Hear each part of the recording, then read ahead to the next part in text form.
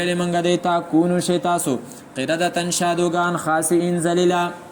دا چې دینو شادوغان شو. اوس دې خبره باندې ځان پوهه کوي الله تعالی چې دې شادوغان کړل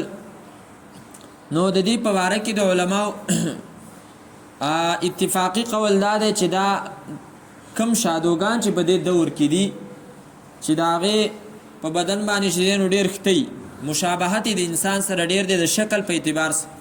او دماغي اعتبار سم انسانانو ته د نور حیواناتو په نسبت باندې شادو هغه ډیره نږدې ده او دا چې دینو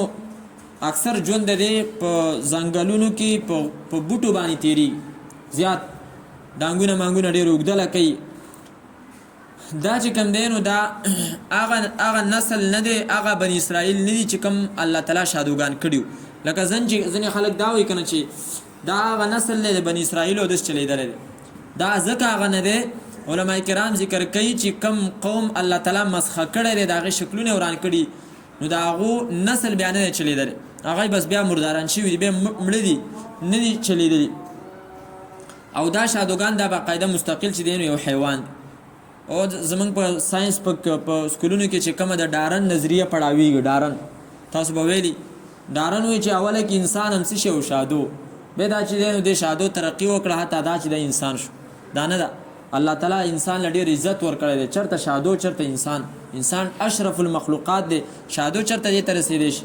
دا پته نه لګي بیا به د انسان نه په اخره کې دغه د ډارن نظریې والا څه شی جوړوي بېرته به د شادو جوړوي که څه وایي دا یې ترقي کړې ده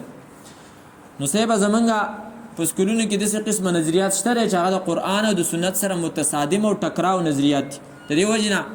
سکول وار سوی وایي خو دا ده چې نظریه د قرآن او د سنت دا په ټولو باندې اوچت دا نظریه به چې کم دی نو اوچته وي هله به ستا چې دی سکول او هر څه چې دی نو هغه چلیږي او که چېرته ته داسې چل کوې چې دا خپله نظریه د سکول او د کالج هغه چې کم دی نو هغې له فوقیت ورکړي او دا قرآن او سنت د هغې چې دی نو تابع کړي نو بیا چې دی نو ستا اسلام په خطره کې دی بیا چې دی نو ته کامل مسلمان نشي جوړېدی بهرحال الله تعالی فرمایي فلما اتو پس هر کله چې دی تکبر وکړو عما د پرېښودلو د هغه څه نه نهو عنهو چې دی منع کړی شوي د هغې نه قلنا نو ویلې منګه لهم دیتا کونو شی تاسو قردتن شادوګان خاصئین ذلیلا